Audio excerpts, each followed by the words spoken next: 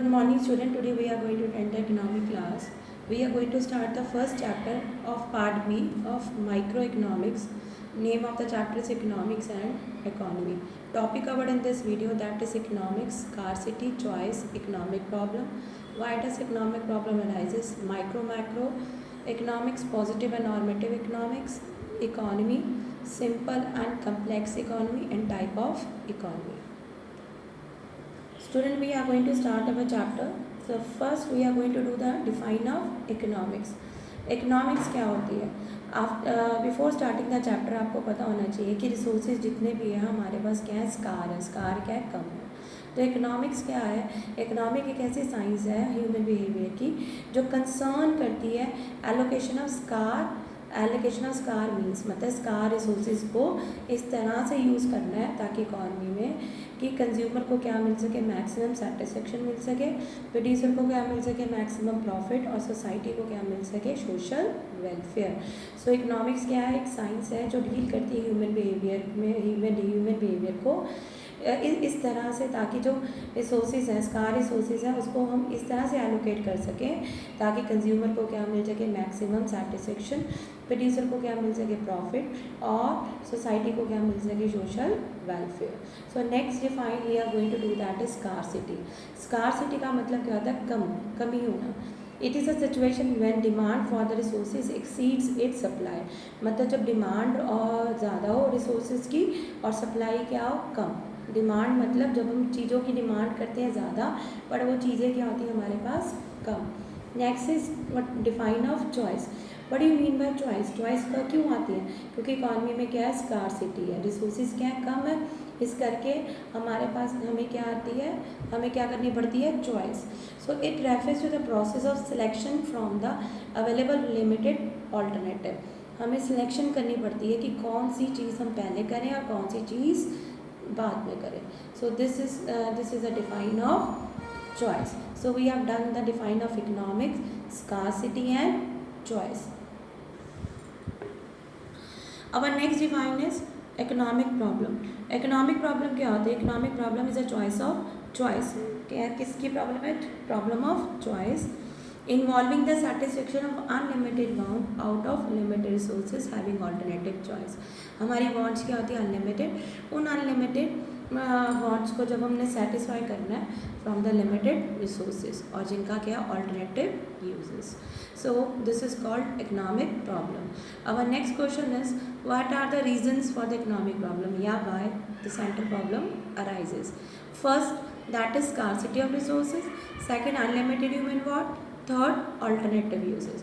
We are going to start from the scarcity of the resources. Scarcity of resources का मतलब क्या होता है? जब डिमांड ऑफ द रिसोर्सेज क्या ज़्यादा और सप्लाई क्या है, कम है, और इकॉनमी सारे के सारे गुड्स को प्रोड्यूस जो पीपल चाहते हैं वो प्रोड्यूस नहीं कर सकता. और ये प्रॉब्लम क्यों आती है? क्योंकि इकॉनमी में क्या है, इकोनॉमिक प्रॉब्लम और हर एक जगह पे आती है. और स्कारसिटी क्या है? तुम्हारे यूनिवर्सल आस्पेक्ट है. यूनिवर्सल मतलब हर जगह पे अप्लाई करता है, चाहे वो इंडिविजुअल है, चाहे वो ऑर्गेनाइजेशन है, चाहे वो कंट्रीज़ है. मतलब स्कारसिटी ऑफ रिसोर्सेज क्यों आती है? क्योंकि डिमांड क्या है तुम्हारी ज़्यादा और सप्लाई क्या है, कम. और जो सोसाइटी है और जो है सोसाइटी, वहाँ पे हम लोग हर एक चीज़ प्रोड्यूस नहीं कर सकते जो एक कंज्यूमर चाहता है. Next is unlimited human want. Human की इच्छाएं क्या अनलिमिटेड होती हैं. एक इच्छा खत्म होने पे दूसरी इच्छा अपने आप ही शुरू हो जाती है. And it keep on multiplying, और ये मल्टीप्लाई करती रहती है. पर जो रिसोर्सेज हैं वो क्या है हमारे पास, limited. The third point is alternative uses. Resources are not only scarce. Resources सिर्फ स्कार नहीं है बट हम उसको वेरियस यूजेस में भी यूज़ कर सकते हैं. It makes a choice among the resources more important. ये हमारे ऊपर डिपेंड करता है कि हमने कौन सा काम पहले करना है. For example, petrol is use not only in the vehicle but also for running the machines and generator. As an economy has to make a choice between the alternative use of given resources. अब हमें decide करना पड़ेगा कि कौन सा काम हमने पहले करना है और कौन सा काम बाद में. So these are the point of what are the reasons of economic problem. Why does economic problem arises? The first is scarcity of resources, second is unlimited human want, and third is alternative uses. Our next question is difference between micro and macroeconomics. Difference. This is very important question. Difference between micro and macroeconomics. Student in the plus one, we have to write the difference on the basis. So we have to write the basis and then we are going to write the difference between micro and macro. First of all, you should know what do you mean by microeconomics and what do you mean by macroeconomics. Microeconomics क्या है? एक economics theory है जो deal करते हैं individual level पर. जब हम किसी इंडिविजुअल लेवल पे इकॉनमी को डील करते हैं तो वो क्या होती है? माइक्रोइकोनॉमिक्स. जब हम as a whole, as a aggregate, जब सारा जब हम लेते हैं तो हम लोगों से क्या कहते हैं? Microeconomics. Microeconomics deals with individual level और माइक्रोइकोनॉमिक्स एज अ होल और एग्रीगेट, सारा जब हम लेंगे तो वो क्या होगा आपका? Microeconomics. Second is tool. Microeconomics में आपने कौन सा टूल यूज़ करना है? Demand and supply. और मैक्रोइकोनॉमिक्स में क्या करना है? Aggregate demand and aggregate supply. Aggregate mean as whole demand और whole supply. Next you are going to do the third one, that is basics assumption. Basic assumption में आपने क्या लेना है कि माइक्रो में मैक्रो के वेरिएबल कांस्टेंट रहेंगे और मैक्रो इकोनॉमिक्स में माइक्रो के वेरिएबल्स क्या रहेंगे? कांस्टेंट. अदर नेम इज, इसका दूसरा नाम क्या है? Price theory. और इसका नाम क्या है? Income and employment theory. Next is example. You are going to write individual income and individual output, national income and national output. You are going to learn only 4 points. I have told you the 5, but you have to write down only the 4 points. Which one we have done? That is meaning, tools, basic assumption, other name and example. Now next 2 points I am going to tell you. If you want to learn, then you can write it. Basic objective. इसका basic objective क्या होता है? इनका basic objective क्या है? इसका it aims to determine the price of a commodity और a factor of production. ये एम करता है कि प्राइस ऑफ कमोडिटी, प्राइस का कमोडिटी का डिटर्मिन करना. इसका एम क्या होता है? इनकम और एम्प्लॉयमेंट लेवल ऑफ इकॉनमी. इसका एम है प्राइस ऑफ कमोडिटी को डिटर्मिन करना. इसका एम क्या है? डिटर्मिन करना income and employment level of the economy. Degree of aggregation.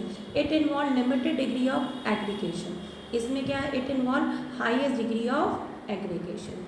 So this is a difference between micro and macro. Micro means when we deal with the individual level, then it will be the microeconomics. When we deal at as a whole, then it is a macroeconomics. You have to learn only 4 points. I have told you the total 1, 2, 3, 4, 5, 6, 7 points you have done it, but you have to write only the 4 one which you can easily learn. You can write it. So this is the difference between micro and macroeconomics. Our next question is difference between the positive and normative. Difference between positive and normative. And I have told you that when difference is going to come in the paper, you have to write on the basis. So we are going to do the difference on the basis. The first is meaning of positive economics and meaning of normative economics. Meaning of positive economics का मतलब क्या होता है? जो positive economics क्या होती है? जो डील करती है व्हाट और how the economic problem are actually solve. What is, कैसे व्हाट इज़ कौन सी इकोनॉमिक प्रॉब्लम है और कैसे उसको हम लोग सॉल्व कर सकते हैं, एक्चुअली हम लोग सॉल्व कर सकते हैं. और एक नॉर्मेटिव इकोनॉमिक्स क्या होती है? It deals with what ought to be, क्या हो सकता है और how the economic problem should be solve, और कैसे हम उसको सॉल्व कर सकते हैं. वो एक्चुअली सॉल्व होती है और इसको हम कैसे सॉल्व कर सकते हैं. Next is verification. It can be verified with actual data, कि हम इसको इजीली वेरीफाई कर सकते हैं एक्चुअल डाटा पे. और it can not be verified with actual data because जो नॉर्मेटिव इकोनॉमिक्स होती है वो एक तरह से हम लोग सजेशन दे सकते हैं, ओपिनियन के ऊपर डिपेंड करती है नॉर्मेटिव. सो हम लोग इसको एक्चुअल डाटा के साथ वेरीफाई नहीं कर सकते हैं. इसका पर्पस क्या है? It aim to make the real description of the economy plan. हमें बताती है कि इकॉनमी में रियल क्या कैसी इकोनॉमिक एक्टिविटी है. और इसका क्या है? It aim to determine the ideas, क्या लोगों के आइडियाज़ हैं. Next suggestive. It based on the facts. ये फैक्ट्स के ऊपर डिपेंड करती है. सो ये सजेस्टिव नहीं हो सकती. और it is based upon the individual opinion. ये इंडिविजुअल के ओपिनियन के ऊपर डिपेंड करती है. इस करके ये क्या है? Suggestive in the nature. Next is value judgement. It does not give any value judgement. ये हमें कोई भी वैल्यू जजमेंट नहीं देती है और इसमें हम लोगों को वैल्यू जजमेंट मिलती है. And next is example. You can learn any one example from these two example that from the positive and normative. So students, we have done the next question, that is positive and normative. Positive मतलब क्या होता है, what is, क्या है economic problem और actually उसको हम कैसे सॉल्व कर सकते हैं. और नॉर्मेटिव इकोनॉमिक्स क्या होती है, what ought to be, हम कैसे ought to be, कैसी प्रॉब्लम और कैसे उसको हम सॉल्व करेंगे. So this is a positive and normative. So the last topic of this chapter is that is economy. What do you mean by economy? Economy क्या होता है, जहाँ पे people, जहाँ पे हम रह के पैसा कमा रहे हैं, वो क्या होती है हमारी economy. मतलब जहाँ पे economic activity होती है. Economic activity मतलब जिसका मोटिव क्या होता है, प्रॉफिट अर्न करना, या जहाँ पे लोग पैसा कमाते हैं उसे हम लोग क्या कहते हैं, economy. There are two type of economy, that this is simple economy और complex economy. Simple economy क्या होती है, it is a one in which degree of interdependence and exchange is of moderate degree. जहाँ पे degree of interdependence और exchange में exchange की जो डिग्री होती है वो क्या होती है, मॉडरेट होती है, उसे हम लोग क्या कहते हैं, सिंपल इकॉनमी. कम्प्लेक्स क्या होती है, it is a one in which degree of interdependence and exchange is very high. जहाँ पे वहाँ पे सिंपल में मॉडरेट होती है और कम्प्लेक्स में क्या होती है, वेरी हाई. क्या, इंटरडिपेंडेंस एंड एक्सचेंज डिग्री दोनों क्या होती है, कम्प्लेक्स में हाई होती है और सिंपल में क्या होती है, मॉडरेट होती है. सो टाइप ऑफ इकोनॉमिक्स कितने तरह की होती है, there are three type. That is first is controlled और centrally planned economy, second is free economy और market economy, and third is mixed economy. I am going to tell you what you mean by controlled और centrally planned economy. Controlled और centrally planned economy में सारा का सारा control किसका होता है, गवर्नमेंट का होता है. और गवर्नमेंट का मोटिव क्या होता है, सोशल वेलफेयर करना. मतलब इसमें सारा का सारा कंट्रोल क्या होगा, गवर्नमेंट का. And when the government is going to control, then there will be the social welfare in the economy. Next is free economy और मार्केट इकोनॉमी.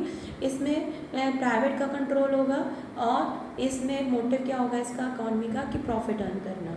मिक्स इकोनॉमी में क्या होगा, जिसमें प्राइवेट और पब्लिक, गवर्नमेंट और प्राइवेट कंपनीज दोनों मिलके, एक सेक्टर्स दोनों मिलके काम करेंगे, और जहाँ पे सोशल वेलफेयर भी होगी और प्रॉफिट भी अर्न होगा, उसे हम लोग क्या कहते हैं, mixed economy. So student, I am going to repeat it again. That is first is control and centrally planned economy.